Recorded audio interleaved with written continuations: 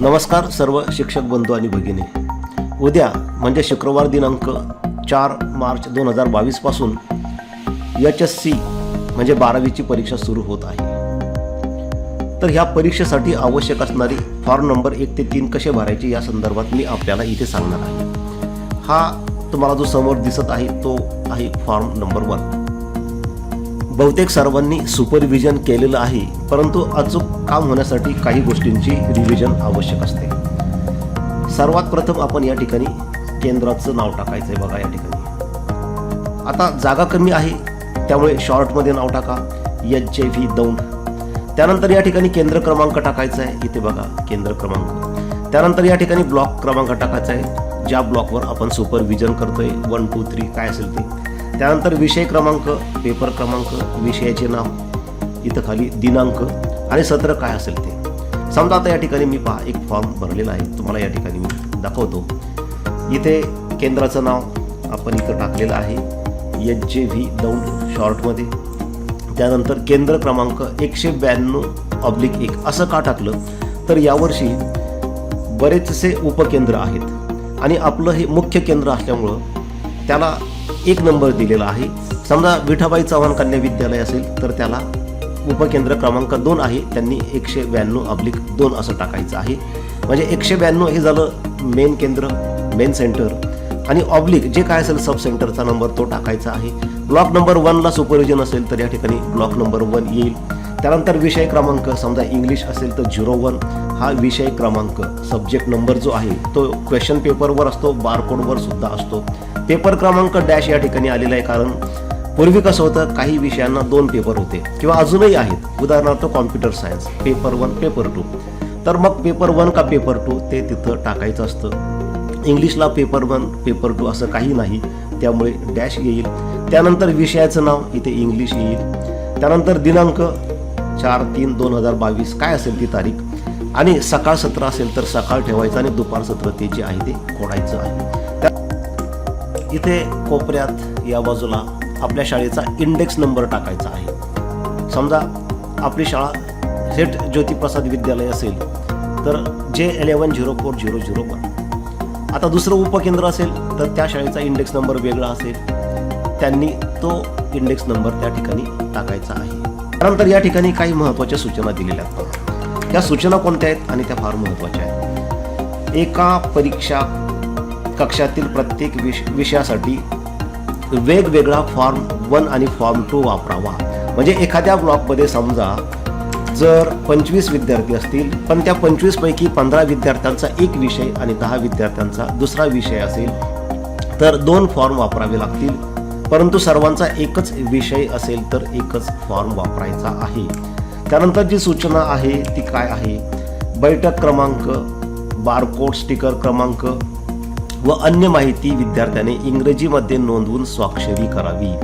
विद्यार्थी म्हणजे आपणच हा फॉर्म भरणार आहोत. विद्यार्थी बघा या ठिकाणी इथं विद्यार्थ्याचा बैठक क्रमांक आपण टाकायचा आहे. त्यानंतर तो बारकोड, स्टिकर क्रमांक जो काय असेल तो इथं भरायचा आहे. पेपर क्रमांक अर्थातच डॅश येणार आहे, कारण आता कुठल्याही पेपरसाठी 12वीला ABCD असं काही नाही. आणि इथे विद्यार्थ्याची सही घ्यायची आहे. ही सगळी माहिती इंग्रजीमध्ये भरायची आहे. सगळे आकडे जे आहेत ते सगळे इंग्रजीमध्ये भरायचे आहेत. त्यानंतर 3 नंबरची सूचना काय आहे पहा, अनुपस्थित विद्यार्थ्याची नोंद पर्यवेक्षकाने ॲब्सेंट अशी लाल शाईने नोंदवावी व त्याचा बारकोड स्टिकर फॉर्म 2 मध्ये विहित जागेत चिकटवावा. म्हणजे जर एखादा विद्यार्थी ॲब्सेंट असेल, समजा 2 नंबरचा विद्यार्थी इथं ॲब्सेंट आहे तर त्याचा नंबर इथं लिहायचा आहे, तो स्टिकर क्रमांक लिहायचा आहे आणि इथं त्याची सही येणार नाही, लाल शाईने तिथे ॲब्सेंट असं लिहायचं आहे. 4 नंबरची सूचना काय आहे बघा, इमर्जन्सी बारकोड वापराबाबतची माहिती फॉर्म नंबर 1 व फॉर्म नंबर 2 मध्ये इंग्रजीत अचूक नोंदवून तो वापरण्याचे योग्य कारण नमूद करावे. माध्यम बदलासाठी इमर्जन्सी बारकोड न वापरता नियमित बारकोडच वापरावा. म्हणजे एखाद्या विद्यार्थ्याचं मीडियम बदललं असेल, इकॉनॉमिक्सला मराठीच्या ऐवजी इंग्रजी झालं असेल चुकून हॉल तिकीटवर, परंतु त्याला मराठीतून पेपर द्यायचा असेल अशा विद्यार्थ्याला इमर्जन्सी बारकोड द्यायची गरज नाही. फॉर्म नंबर 1 व फॉर्म नंबर 2 वरील सर्व संख्यात्मक माहिती अचूक भरण्याची खात्री करावी. जे आकडे आपण भरणार आहोत, किती उत्तरपत्रिका, किती विद्यार्थी ॲब्सेंट वगैरे, ही सगळी माहिती अचूकच भरली पाहिजे. कोणताही रकाना रिकामा सोडू नये, ब्लँक काहीही सोडायचं नाही. फॉर्म नंबर 1 व फॉर्म नंबर 2 एकमेकांपासून अलग करू नयेत. दोन्ही हे जोड फॉर्म आहेत, तर ते वेगळे करायचे नाहीत. बघा, यामध्ये तुम्हाला ही माहिती कशी भरायची ते सगळं यापूर्वी तुम्ही काम केलेलं असल्यामुळं तुम्हाला माहिती आहे. इथं या कॉलममध्ये बैठक क्रमांक 25 विद्यार्थ्यांचे येतील. त्यानंतर त्यांचा बारकोड स्टिकर क्रमांक ABCD अर्थातच डॅश येणार आहे. इथे सही घ्यायची आहे 5व्या कॉलममध्ये. बऱ्याच वेळा पर्यवेक्षक ही सही घेण्यास विसरतात. सही घ्यायची आहे आणि किती पुरवण्या घेतल्या ती संख्या 2, 3, 1 किंवा घेतलीच नसेल तर डॅश करा. आणि शेवटी ह्या पुरवण्यांची टोटल करायची आहे. कारण जेव्हा तुम्ही उत्तरपत्रिका जमा करता तेव्हा तुम्ही किती पुरवण्या वापरल्या तुमच्या ब्लॉकला तो हिशेब द्यायचा असतो, म्हणून टोटल करायची आहे. हा फॉर्म नंबर 1 कंटिन्यू, त्याची मागची बाजू आहे. गैरमार्ग अवलंबलेल्या विद्यार्थ्यांचे बैठक क्रमांक. कॉपी केस झाली असेल तर त्याची माहिती इथे भरायची आहे. बघा, या ठिकाणी बैठक क्रमांक टाकायचा आहे. त्यानंतर इथं विषय क्रमांक टाकायचा आहे. इंग्लिश असेल तर 01, फिजिक्स सारखा विषय असेल तर 54, मॅथमॅटिक्स असेल तर 40. जो काय विषय क्रमांक असेल तो टाकायचा आहे. पेपर क्रमांक शक्यतोवर डॅश येणार, पण समजा कॉम्प्युटर सायन्स सारखा पेपर असेल तर त्याला 2 पेपर आहे, पेपर 1, पेपर 2. तर कोणता पेपर 1 की 2 ते लिहायचं आहे. जेवढे विद्यार्थी असतील तेवढ्या विद्यार्थ्यांची माहिती इथे भरायची आहे, अन्यथा या ठिकाणी डॅश करायचं आहे. नंतर इमर्जन्सी बारकोड जर तुम्ही वापरला असेल तर त्याचं कारण, त्याची माहिती इथे द्यायची आहे. इमर्जन्सी बारकोड स्टिकर वापराचे कारण. योग्य कारणाचा गोल पेनने ठळक करावा. आता बघा, समजा एखादा तुमच्या वर्गामध्ये एक इमर्जन्सी बारकोड स्टिकर वापरल्या गेलं, तर कोणत्या विद्यार्थ्यासाठी वापरलं त्याचा बैठक क्रमांक इथं येईल. तो इमर्जन्सी बारकोड स्टिकर जो आहे तो क्रमांक, तो नंबर इथं येईल. विषय क्रमांक येईल. इंग्लिश असेल तर 01, फिजिक्स सारखा विषय असेल तर 54 आणि पेपर 1 की 2, इंग्रजी असेल तर डॅश येणार. इमर्जन्सी बारकोड वापराचे कारण. कशासाठी वापरला इमर्जन्सी बारकोड, तर याच्यामध्ये 5 कारणं आहेत. पहिलं, विषय किंवा केंद्र बदल. म्हणजे समजा एखाद्या विद्यार्थ्याचा विषय हा जिओग्राफी आहे, परंतु चुकून हॉल तिकीटवर मॅथमॅटिक्स आला, त्यामुळं त्याला मॅथमॅटिक्स द्यायचं नाही, जिओग्राफी द्यायचं आहे. तर अशा वेळी त्याला इमर्जन्सी स्टिकर द्यायचं आहे आणि त्या ठिकाणी ह्या पहिल्या नंबरला गोल करायचं आहे. समजा तुमच्याकडून एखादं बारकोड स्टिकर फाटलं किंवा खराब झालं तर त्यासाठी 2 नंबरला गोल करायचं आहे. परंतु अशा वेळी तुम्ही इमर्जन्सी बारकोड स्टिकर वापरणार, परंतु तो खराब झालेलं बारकोड स्टिकर फेकून द्यायचं नाही. ते फॉर्म नंबर 3A तुम्हाला दिल्या जाईल त्याच्यावर ते लावायचं असतं. ते बोर्डात जमा करायचा असतो. तो फॉर्म, तो खराब झालेला बारकोड सुद्धा बोर्डात जमा करायचा असतो. तिसरं कारण आहे गैरमार्ग प्रकरण. समजा एखाद्या विद्यार्थ्याची कॉपी पकडली गेली, त्याचा पेपर जप्त केला, त्यावेळी त्याला दुसरा पेपर दिला जातो, दुसरी उत्तरपत्रिका दिली जाते लिहायला, त्यावेळी तिथे इमर्जन्सी वापरलं जाईल, इमर्जन्सी स्टिकर. तसं असेल तर 3 नंबरला गोल करा. ऐनवेळी प्रविष्ट, की समजा एखादा विद्यार्थी कुठल्या तरी दुसऱ्या शहरामध्ये परीक्षा देतोय आणि तो ऐनवेळी तुमच्या केंद्रावर आला बोर्डाच्या परवानगीने, तर अशा वेळी तुम्ही 4 नंबरला तिथे सर्कल करायचं आहे, गोल करायचं आहे. आणि इतर समजा आता कसं आहे की एखाद्याने खूपच लेट फॉर्म भरला आणि त्याचा बारकोड, अशा विद्यार्थ्याचा बारकोड येत नाही, अशा विद्यार्थ्याला आपण इमर्जन्सी स्टिकर देतो. अशा वेळी इतरवरती 5 नंबरला गोल करायचं आहे. जेवढे इमर्जन्सी बारकोड वापरले असतील तेवढी माहिती इथे भरायची आहे. त्यानंतर ही माहिती फार महत्त्वाची असते. बरेचसे शिक्षक या ठिकाणची ही बघा ही माहिती अचूक आणि पूर्ण भरत नाही. तर यामध्ये काय काय माहिती आहे? सगळ्यात पहिल्यांदा पहा, इमर्जन्सी स्टिकर वापरून बसलेले विद्यार्थी संख्या किती विद्यार्थी आहे. आता त्यामध्ये विषय बदल किंवा केंद्र बदल जर असेल तर ती संख्या लिहायची आहे, अन्यथा डॅश करायचं आहे. जर बारकोड खराब झाला असेल, चुकीचा वापरला गेला असेल आणि त्यामुळे त्या ठिकाणी तुम्ही दुसरा इमर्जन्सी देत असाल तर ती संख्या लिहायची असेल. शक्यतोवर असं घडत नाही, त्यामुळे इथे सुद्धा डॅश येईल.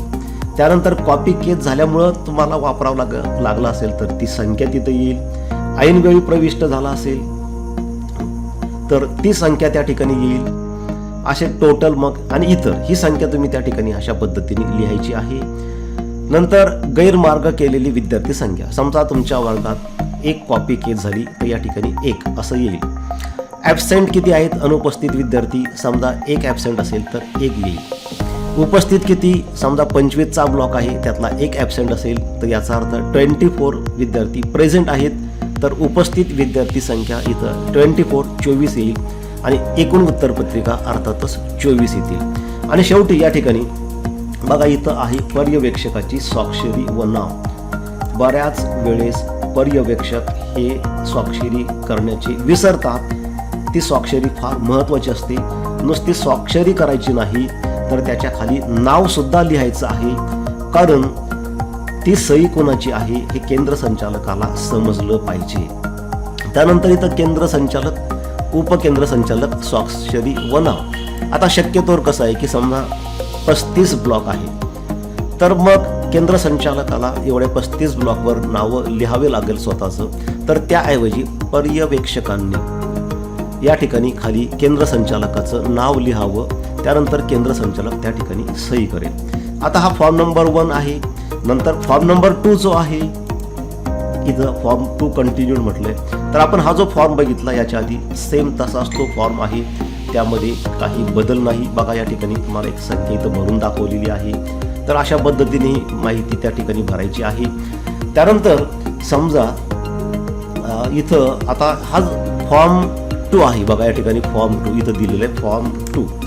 तर याच्यावर काय माहिती भरायची आपल्याला पहा. परत ही पहिल्यासारखी तीच माहिती आहे. या ठिकाणी इथं काही सूचना दिलेल्या आहे. एका परीक्षा कक्षातील प्रत्येक विषयासाठी वेगवेगळा फॉर्म 1 व फॉर्म 2 वापरावा. बैठक क्रमांक, स्टिकर क्रमांक लिहिताना सर्व अंक इंग्रजीमध्ये लिहावे, आकडे सगळे इंग्रजीत लिहा. त्यानंतर परत केंद्राचं नाव, केंद्र क्रमांक, ब्लॉक क्रमांक ही माहिती आहेच. जर तुमच्या वर्गामध्ये एखादा विद्यार्थी ॲबसेंट असेल तर त्या विद्यार्थ्याचा जो बारकोड स्टिकर आहे तो इथं लावायचा आहे. समजा 3 विद्यार्थी ॲबसेंट असतील तर 3 विद्यार्थ्यांचे बारकोड स्टिकर इथं येतील.